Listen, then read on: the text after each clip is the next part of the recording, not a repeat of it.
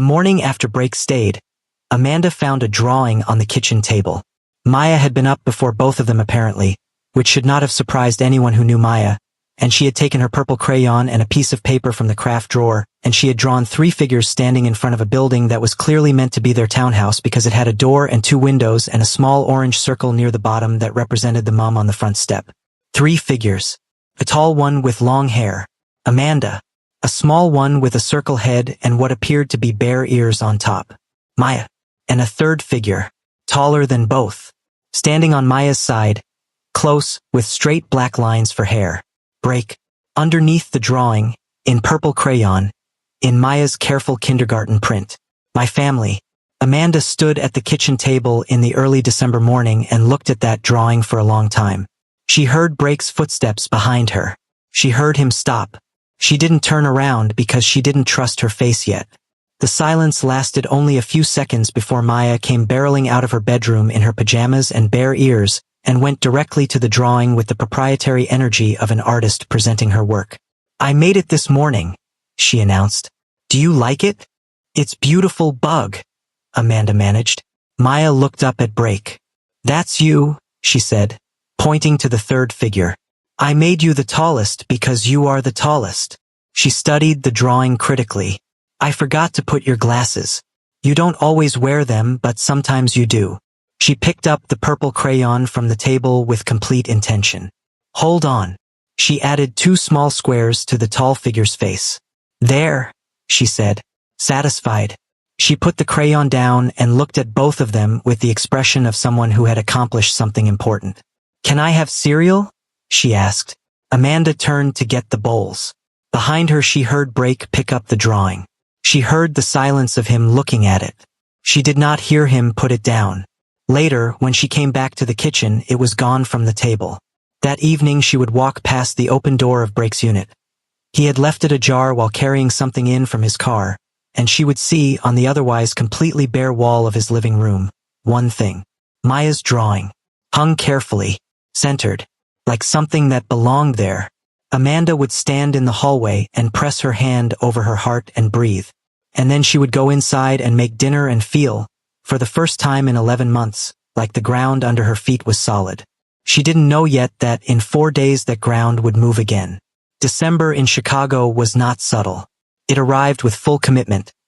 Gray skies, lake wind that cut through every coat, the kind of cold that made the city feel both smaller and more intimate.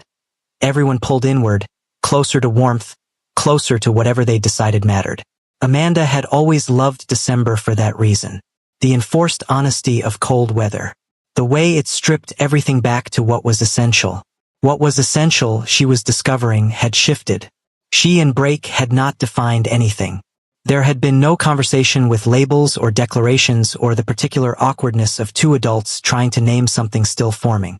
There was just presence.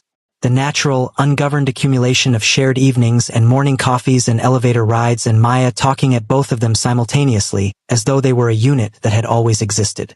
He came for dinner on Tuesdays and Thursdays. He brought coffee on Saturday mornings, 2 cups, without being asked. He fixed the kitchen faucet that had been dripping for 6 weeks without mentioning he'd noticed it dripping. Just appeared one Saturday afternoon with a wrench and 20 minutes later it was silent. He read to Maya sometimes when Amanda was finishing something in the kitchen. His low, careful voice moving through picture books with a focus and sincerity that Maya received like sunlight. He had not kissed her. He held her hand sometimes, briefly, in the specific way of someone who needed the contact and was honest about needing it. He touched her face once, in the hallway after a hard day, just briefly, just the back of his fingers against her cheek, checking her the way you check something precious. But he hadn't kissed her. And Amanda, who had been proposed to at 23 and married at 24 and divorced at 30, and was in no position to rush anything, found herself thinking about it more than was probably wise. You're glowing, Carmen said on Wednesday, refilling the coffee station at the nurse's desk with the energy of someone who ran entirely on observation and espresso. Carmen had been Amanda's closest work friend for 4 years and had the particular gift of noticing everything while pretending to notice nothing. You've been glowing for 2 weeks. What's happening? Nothing's happening. Amanda Renee Collins. I'm just sleeping better. Carmen looked at her with enormous skepticism. Sleeping better doesn't make a person look like that. She gestured at Amanda's general face. Looking like that requires a specific kind of activity. Carmen. Is it the neighbor? Amanda kept her eyes on the chart she was updating. I don't know what you're talking about. Maya told me about the neighbor, Carmen said serenely. She called me on your phone 3 weeks ago, which you clearly don't know about, and she told me, and I quote, Mr. Seo has a nice sad face and mommy likes him, but she pretends she doesn't. Amanda set the chart down. She is 5 years old, Amanda said. She is 5 years old and she is entirely correct, Carmen said. Stop pretending. Life is short. I watched you survive the last 11 months on cold coffee and determination, and you deserve something warm. Amanda looked at her friend. It's complicated, she said. All the good things are, Carmen said, and went back to the coffee station. Jerome came on Saturday. He had come the previous Saturday too, which was 2 consecutive Saturdays, which was, Amanda counted carefully, the first consecutive Saturdays since before the divorce. He arrived at 10 as agreed. He had Maya's favorite donuts, the ones from the bakery on Fullerton that had the rainbow sprinkles she'd been requesting since August. Maya, who had been standing at the window watching for his car for 20 minutes, and had refused to admit she was watching for his car, erupted from the front door before Jerome had fully gotten out of his vehicle. He caught her, held her, and Amanda, watching from the doorway, saw something in his face that was real and sorry and too late in some ways and not entirely too late in others. She stepped back inside and gave them the morning. Break was not there on Saturdays when Jerome came. This had been an unspoken agreement that Amanda appreciated more than she'd said. He understood the geometry of it. Maya needed her father needed the space to be her father, and Break's presence would complicate something that needed to be simple. He texted her at noon. How is it going? She texted back. He brought the rainbow donuts. She's been talking for 2 hours straight. He's listening. A pause. Then, good. 1 word. But she felt it. Jerome asked to speak with her privately before he left. Maya was in her room showing her stuffed animal something she'd learned in gymnastics, which bought approximately 15 minutes of uninterrupted adult conversation. They stood in the kitchen, Amanda with her coffee, Jerome with his hands in his pockets, and he looked around the kitchen with the expression of someone visiting a place they used to know. She seems happy, he said. She is. Really happy. He looked at Amanda. Not just okay. Actually happy. The way she used to be before. He stopped. Before you left, Amanda said, not cruelly, just completing the sentence. He nodded, absorbing it. I owe you an apology, he said. Not for the divorce. I think the divorce was real, and I think we both knew it wasn't working for a long time. He paused. But for how I handled what came after. The cancellations. The distance. His jaw tightened. The custody petition. He looked at her directly. That was wrong. I was angry about things I didn't know how to say, and I used the legal system as a weapon against the person who least deserved it. Against the best mother I have ever seen. Amanda held very still. I'm not saying this to get anything, Jerome said. I'm saying it because it's true and because you should hear it. He paused. She told me about the lists. She showed them all to me. Every one. His voice thickened slightly. She kept every list, Amanda. I know. She was ready every time. Even when I didn't come. She was ready. He pressed his lips together. I'm going to do better. Not for you because I've forfeited that right. For her. He held Amanda's gaze. She deserves someone who shows up. Amanda looked at her ex-husband. This man she had loved and built a life with and grieved and been angry at and slowly stopped being angry at. Yes, she said quietly. She does. A pause. The man next door, Jerome said carefully. Amanda said nothing. She talks about him. He nodded slightly. She says he reads to her. She says he came to see her tooth. A pause. She says he hung her drawing on his wall. Amanda kept her expression even. Is he good to her? Jerome asked. Yes. Is he good to you? A longer pause. Yes, Amanda said. Jerome nodded once. Something settled in his face. Okay, he said. That's okay. He called for Maya. At the door, Maya hugged him with both arms and both legs in the way she hugged people she was not yet sure she could trust with a smaller hug, the full-body commitment of a child hedging toward hope. "Next Saturday?" she said, her face against his shoulder. "Next Saturday," he said. "I'll be here." She leaned back and looked at him, searching his face, making her quiet calculation. "Okay," she said, and she meant it. It started on a Tuesday. Amanda noticed it the way you noticed weather changing gradually, then all at once. Brake was quieter than usual at dinner. Not absent, not unkind, just pulled back slightly, like something had moved behind the glass of his composure. She didn't press it. She knew him well enough by now to know that pressing wasn't the way in, that he needed space to find his way to the door rather than having it knocked down. Wednesday he texted to cancel dinner. "Work situation."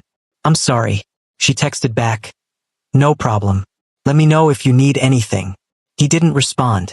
Thursday she heard him come home late, past midnight, which was unusual. She heard his door. She heard nothing else. Friday he was gone before she left for work. His car was not in its spot. Saturday arrived and no coffee. Amanda stood in her kitchen at 8 o'clock in the morning looking at the space where 2 cups usually appeared and felt the specific, terrifying recognition of a pattern she knew too well. The pulling away, the going quiet, the slow retreat of someone who had decided, without saying so, to take their presence back. She told herself she was misreading it. She told herself he was busy. The acquisition was in a critical phase. She knew his work consumed him when it needed to. She told herself many reasonable things while standing in her kitchen with 1 cup of coffee instead of 2. Maya noticed on Sunday. She hadn't seen Brake since Thursday dinner and she asked about it in the direct, unguarded way she asked everything. "Where's Mr. Seo?" "Working hard this week, I think." "Can we knock?" "Not right now, Bug." Maya looked at the wall that separated their units. She looked at it for a long moment with that particular thinking expression, her small brow furrowed. "Is he okay?" she asked. "I think so. He seemed sad on Thursday," Maya said. "More sad than his regular sad." She paused. "He looked at me weird when I said good night." Amanda set down her dish towel. "Weird how?" Maya thought about it. "Like when you look at something and you're happy and sad at the same time," she said. "Like how you looked at Grandma's picture on her birthday." Amanda was very still. "Okay, Bug," she said softly. She knew, then, what she hadn't let herself know for the past 5 days. She knocked on his door Sunday evening after Maya was in bed.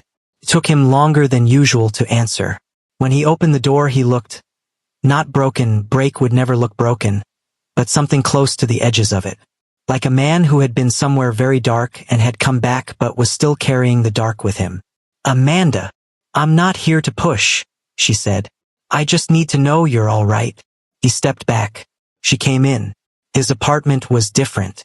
Not visibly, nothing moved or changed, but the atmosphere of it was heavier, like weather pressure dropping before a storm. His laptop was open on the desk, papers spread. A glass of whiskey she wasn't sure he'd touched. "December 10th, he said before she could speak. She looked at him. "Jiun died on December 10th. He said it quietly, looking at the window. 3 years ago. He paused. "I always feel it coming. A week before. The world gets louder. The absence gets louder." He turned to look at her. "I'm sorry for the distance. It wasn't about you." "I know," Amanda said. "I know it wasn't. It's just," he stopped. Started again with the visible effort of a man not accustomed to saying difficult things aloud. "This year is different. Every year I feel it coming and I go somewhere internal and I wait for it to pass and it passes and I continue." He looked at her with something raw and undefended in his expression. "This year I don't want to just continue." Amanda crossed the room and sat on the couch. After a moment he came and sat beside her. Not close, just near. "Tell me about December 10th, she said. He looked at her. "Tell me what that day was like," she said. "The real version. Not the managed version. Tell me what you lost." A long silence. Then Brake Seo, who had crossed 14 cities without settling, who managed crises with the composure of someone who had removed his own feelings from the equation. who had pressed his hand against a wall in the dark to be near a woman who was crying and said nothing because he didn't know how to say the right thing. He told her. He told her about the Thursday it happened, a regular Thursday, a day that had started with Ji-Yeon's alarm at 6:30 and the particular smell of the coffee she made and a brief argument about nothing, something stupid, he couldn't even remember what, and the way they'd kissed before she left anyway because they had a rule about that, never leave without the kiss even when you were annoyed. He told her about the phone call at 3 o'clock in the afternoon. He told her about the waiting room and the 2 hours and 20 minutes and the doctor's face.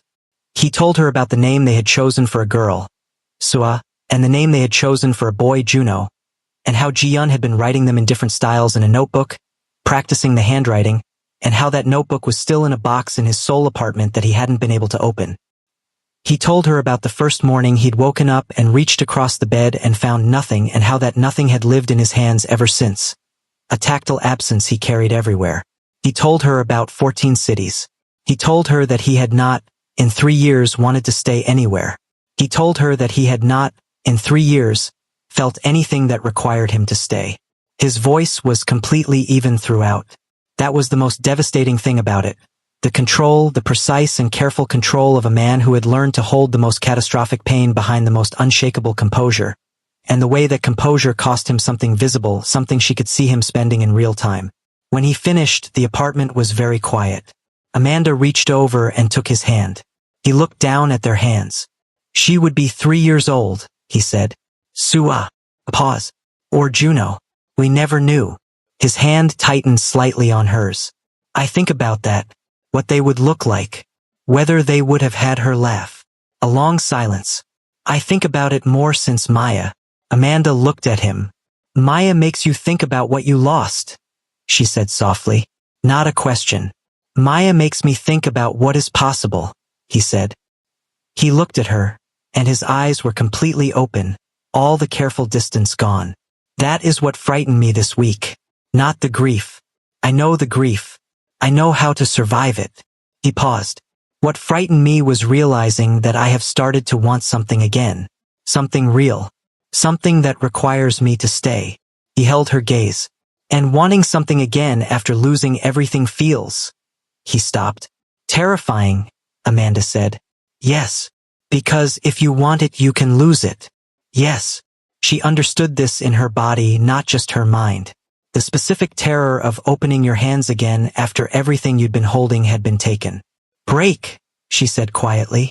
Can I tell you something? Yes. The night Maya asked me why you didn't love me anymore. She stopped, corrected herself. The night Maya asked why her father didn't love me anymore. I lay in my bed afterward and I felt more alone than I have ever felt in my life. More alone than the night Jerome told me he was leaving. More alone than signing the divorce papers. She paused. And then I became aware that on the other side of the wall, there was someone who was also awake. I didn't know you. I didn't know anything about you except that you were there. Awake in the same dark. She looked at their hands. It helped. Just that. Just not being the only person awake. He was listening with his entire body. I am not asking you to stop grieving Ji-Yeon, she said. I would never ask that. She was yours and she will always be yours, and I think she sounds like the most extraordinary person, and I think she would be furious with you for spending 3 years in 14 cities not settling anywhere. She looked at him. I think she would have knocked on our door within 48 hours and known everyone's name and brought food, and she would have loved Maya immediately and completely, and she would have told you. Her voice softened. She would have told you that wanting something again doesn't betray what you lost. It honors it. Break looked at her for a long, silent moment. Something moved through his face that she had never seen before. Not the ghost of the smile, not the careful neutrality, not even the unguarded openness of the last hour. Something deeper and more final than all of it. The expression of a man arriving somewhere after a very long journey. She would have said exactly that, he said. His voice was rough. In those exact words. She would have sat across from me and refused to leave until I heard it. Then hear it, Amanda said. He looked at their hands. Then he looked at her. And he said, quietly and completely and without any of the careful distance, I don't want to be in 14 more cities. I want to be here. Then be here, Amanda said. He lifted his free hand and touched her face. the back of his fingers against her cheek, the way he had in the hallway, but longer this time, more deliberate, and she leaned into it and closed her eyes. I'm terrified, he said. I know, she said. Me too. I haven't, he paused. I haven't let myself. I know. Amanda. She opened her eyes. He was looking at her with everything showing, the grief and the want and the terror and the 3 years of carrying something enormous alone and the 11 months of her carrying something enormous alone and the thin shared wall between them and the grocery bags at the door and the note and Maya's 12 stars and all of it present in his expression simultaneously. Can I? He started. Yes, she said, before he finished the sentence. Because she already knew. He kissed her. Not rushed. Not desperate. With the same focused, unhurried attention he brought to everything that mattered. His hand moved from her cheek to her jaw, and she felt the weeks of waiting and the 3 years of distance and the 11 months of surviving dissolve into something present and warm and entirely, unmistakably real. When they broke apart, she pressed her forehead against his and they both breathed for a moment. Just that, just breathing in the same space. December 10th, she said softly. What do you need tomorrow? He was quiet for a moment. I don't want to be alone, he said. That's all. He stopped. I've been alone for it 3 times. You won't be alone this time, she said. He closed his eyes. Okay, he said. Just that. Okay. She told Maya in the morning that Mr. Seo was having a sad day and that they were going to be kind about it.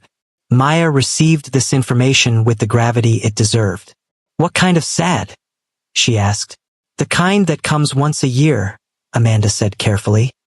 He lost someone he loved very much and today is the day he remembers it. Maya was quiet, processing. Like how we have Grandma's picture out on her birthday? She said. Exactly like that. Maya slid off her chair and went to her room. She came back with a piece of paper and her purple crayon and she sat at the kitchen table with her tongue slightly out the way it came out when she was concentrating and she drew for 10 minutes. Then she folded the paper very carefully, the way she folded things she wanted to keep. She went to the front door and opened it and went next door and knocked before Amanda could say anything. Amanda stood in her own doorway watching. Break opened the door. He looked tired in the way of someone who had not slept. But he was dressed and composed and he looked down at Maya with an expression that was already complicated before she even spoke. Maya held the folded paper up to him with both hands. I made this for you, she said. For your sad day. He took it, opened it. Amanda couldn't see it from where she stood. She saw his face. She saw the exact moment he saw what was on the paper. The precise second when the composure cracked, not dramatically, not with a sound, just a single visible fracture in the careful surface of him, his jaw moving slightly, his eyes going still and bright. He crouched down. He looked at Maya at her level. Thank you, he said. And his voice was rough in a way Maya had never heard it. Maya studied his face with those enormous eyes. Then she did something that Amanda would carry inside her body for the rest of her life. She stepped forward and put both her small arms around his neck. She hugged him, fully, completely, with the whole body commitment she reserved for the people she had decided were hers. Break's eyes closed. His arms came up around her small back, careful and overwhelming, the embrace of a man receiving something he had not known he was still allowed to want. Maya's voice, muffled against his shoulder, matter of fact and certain. You can be sad and we'll still be here. Amanda put her hand over her mouth. The hallway blurred. She pressed her back against her doorframe and looked at the ceiling and breathed through it, because she had promised herself she would not fall apart in the hallway, and she was going to keep that promise. But God, you can be sad and we'll still be here. 5 years old. Purple crayon. More wisdom than most people arrived at in a lifetime. When she looked back, Break had pulled back from the hug and was holding Maya's face in both his hands and looking at her with the open, devastated tenderness of a man who had just had something restored to him that he'd stopped believing could be restored. You are remarkable, he told her. Maya accepted this. I know, she said. Can you come for breakfast? Mommy makes eggs on Mondays. He looked up at Amanda. She looked at him. She shrugged, palms up. What are you going to do? Yes, he said. I'll come for breakfast. Later that afternoon, while Maya napped, Amanda sat with Break on his couch in the quiet of December 10th and he showed her a photograph on his phone. Jian. laughing, eyes completely closed from the force of it. At a restaurant somewhere, head thrown back, completely unself-conscious, alive in every pixel. "She's beautiful," Amanda said. "She never took a photograph where she wasn't laughing," Brake said. "Every single one. I used to try to take serious photos and she would always—" He showed the next photo. Ji-yeon, clearly caught mid-laugh again, holding up a hand to block the camera. She said serious photos were for people who had forgotten how to be happy. Amanda looked at the photos for a long time. "Tell me a story about her," she said. "A good one." He looked at her. "Tell me something funny," she said. "Something that made you love her." And he did. He talked about Ji-yeon for an hour, and it was the first time in 3 years he had talked about her to someone who was listening not out of obligation or pity but out of genuine desire to know, to understand, to honor the shape of who she had been. And something happened in that hour that neither of them had quite expected. The grief didn't disappear. It didn't shrink exactly. It became accompanied, known by someone else, shared across the distance between two people sitting on a couch on December 10th in Lincoln Park while the city pressed cold against the windows. Brake showed her the last photo. Ji-yeon, from behind, standing at a window exactly like the one in his apartment, looking out at a city. Her hand on the glass. The light around her. "She used to stand like that," he said. "At every window in every place we lived." She said she was memorizing the view. He was quiet for a moment. "She said you should always know what your life looks like from the inside." Amanda looked at the photograph. Then she looked at the window of his apartment. She got up. She went to the window and stood the way Ji-yeon was standing in the photograph. Hand on the glass. Looking out at December Chicago, the lake visible in the far distance, the neighborhood spread below them, the bare trees and the string lights someone had wrapped around the oak on their street, and the small orange mum on Amanda's front step, still alive despite the cold, still ferociously there. She heard Brake stand. She heard him cross to her. He stood beside her at the window. "What does it look like?" he said quietly. She looked out at the city, at their street, at the building that had held 2 grieving people in adjacent units for 2 months while something inevitable and unhurried gathered itself. "Like home," she said. His hand found hers on the glass. They stood at the window. Just that. Just together. Christmas came to Lincoln Park the way it came to neighborhoods that had decided to commit. Fully, without apology, every door with a wreath, every window with light.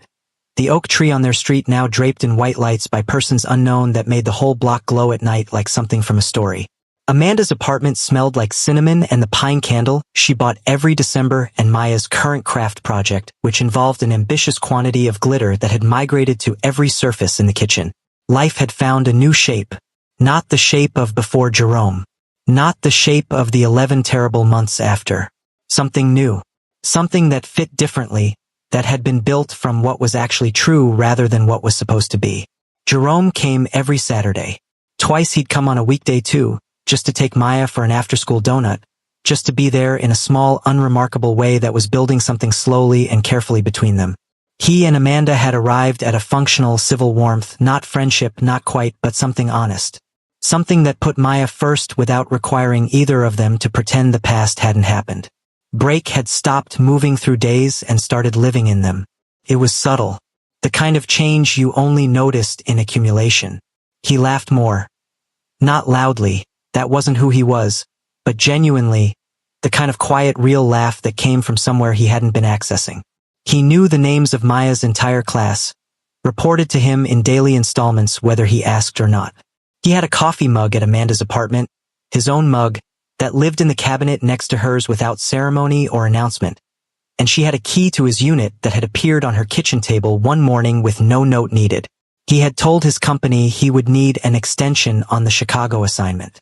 He had not told Amanda this directly.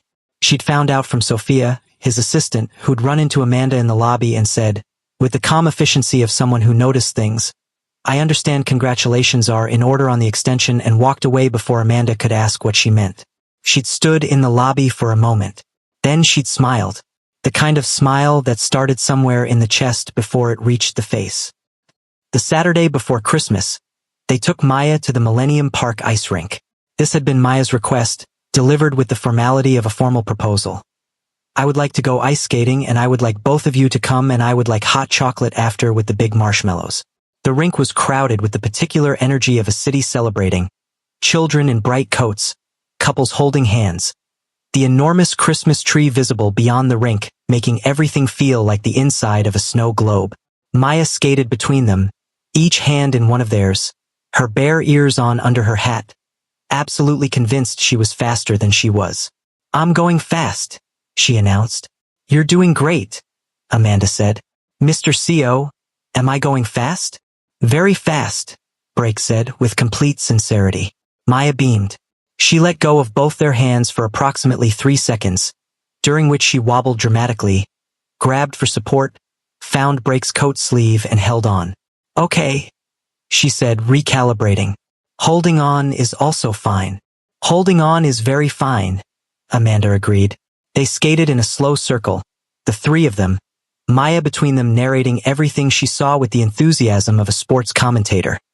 And Amanda looked across Maya's hat at Brake and found him already looking at her. He held her gaze for a moment. Then he looked down at Maya, this small, fearless person gripping his sleeve and informing them both about a child across the rink who had just fallen and gotten back up in what she considered impressive time. Amanda watched his face while he watched Maya. She thought about Ji-Eun's notebook, the names practiced in different handwriting, the window in the photograph, the 2 cups in the cabinet. She thought about purple crayon lists and December 10th and a note slipped under a door and groceries left without explanation. She thought about walls between people, how thin they were, how much passed through them that was never spoken, how much could be heard if you were awake enough to listen. She thought about Maya at 2 in the morning looking up at the ceiling in a room where the dark felt too quiet and deciding to leave the light on. The dark felt too quiet. She understood that now in a way she hadn't before. The dark had felt too quiet and they had both, separately, been lying awake in it for a very long time. And then the wall between them had let sound through. And neither of them was as alone as they'd been. After hot chocolate with the big marshmallows as contractually required, Maya fell asleep in the car on the way home, her head against Brake's arm in the back seat where she'd insisted on sitting between them. Brake did not move his arm.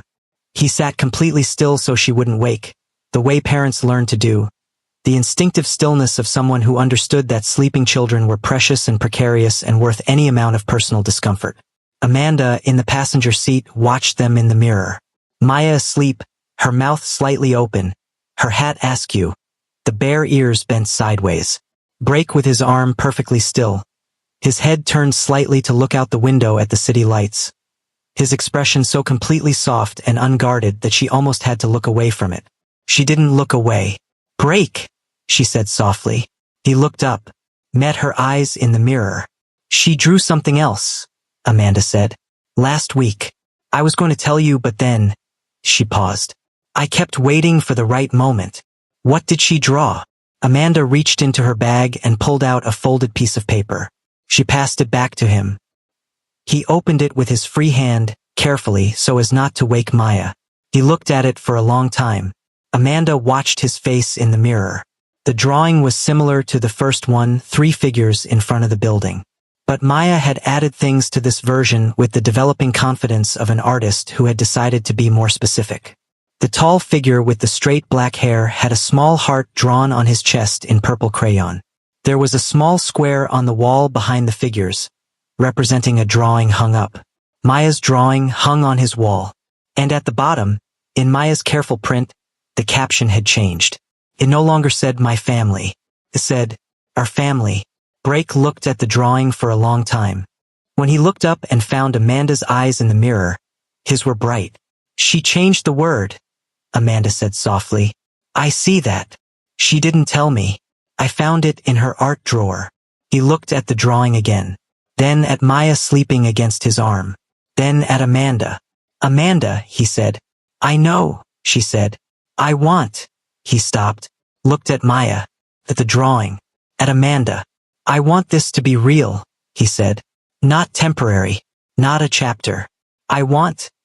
He paused, finding the words with precision. The way he always did, saying nothing until he was sure he meant it. I want to be someone she can count on. Someone you can count on. Not passing through. He held her gaze in the mirror. I want to stay. The city moved past the windows. The Christmas lights on every block. Maya breathing softly against his arm. Then stay, Amanda said. Simple. Complete. The only answer there had ever been. He exhaled slowly. Something settled in his face that she had never seen before. Not the relief of a decision made, but the deeper, quieter thing that came after. The settling of a person who had finally, after a very long time, arrived somewhere. Home. Christmas morning arrived the way it arrived in apartments with 5-year-olds. At 5:47 a.m. at full volume without warning. Mommy. Mommy. He came. Santa came. Mommy, wake up. Amanda surfaced from sleep to find Maya standing over her with the energy of someone who had been awake for at least an hour waiting for a socially acceptable time to begin. Bug, it's not even 6. It's Christmas. There was no argument for that. She got up. She made coffee. She texted Break. She's up. It's chaos. Come over when you're ready. His response came in under a minute. Already awake. 2 minutes. He arrived with his coffee and a bag that Maya immediately identified as containing presents and erupted about accordingly. They sat on the living room floor, the 3 of them in the early Christmas morning, Maya distributing gifts with the focused authority of someone who had been thinking about this for weeks. She had presents for both of them. For Amanda, a small ceramic mug she had painted at the school craft fair, covered in purple dots and a handprint, and the words Best Mommy in slightly wobbly letters. For Break, a small framed photograph. Amanda had not known about this one. Maya had apparently asked Jerome on one of his recent visits to take a photograph on Amanda's phone. Amanda had found the request baffling when she'd seen the camera roll. A slightly blurry photo of Amanda and Break sitting at the kitchen table talking, both unaware of being photographed. The light from the window on both of them mid-conversation, completely natural and entirely themselves. Maya had taken the phone to the drugstore photo counter with Jerome the previous Saturday. She had picked the frame herself. Small, wooden, painted white with small gold stars around the edges. Break held it and looked at it for a long moment. The photograph of 2 people who had found each other through a thin wall and grief and purple crayon lists, and a child who had simply refused to accept that the people she loved should be sad. He looked at Maya. You did this yourself? He said. Daddy helped, she said. But it was my idea. Break looked at Amanda. She looked at him. There were no words adequate to the moment, so neither of them tried to find any. Maya, satisfied with the reception of her gifts, moved on to opening her own with focused intensity, narrating each one. And Amanda sat on the Christmas morning floor of the life she had rebuilt from the floor up, and she watched Break set the photograph carefully on the mantel above the electric fireplace. Next to Maya's drawing, the second one, Our Family in purple crayon, and she thought about everything it had cost to get here. The cold bath water. The lists in the backpack. The next time written in wobbling crayon. The wall between them. The note slipped under the door. December 10th. The 12 stars. She thought about her daughter, 5 years old, who had looked at 2 sad people and decided with complete authority that they were going to be okay. Who had kept her lists even when she had every reason to stop. Who had taught herself to reorganize disappointment. Yes, but who had also, quietly and stubbornly and with infinite faith, kept making new ones. Because some things were worth the list. Some things were worth staying ready for. Even when they took longer than expected. Even when the dark felt too quiet. Even when you'd been waiting so long you'd almost stopped believing. Maya looked up from a box of art supplies she'd wanted since October and announced, to the room in general, "This is the best Christmas." "Yeah," Amanda said. "Yes." She looked at both of them with the frank, certain gaze of a child who had decided something and was confirming it aloud. "Because we're all here." She went back to her art supplies. Break found Amanda's hand. He held it.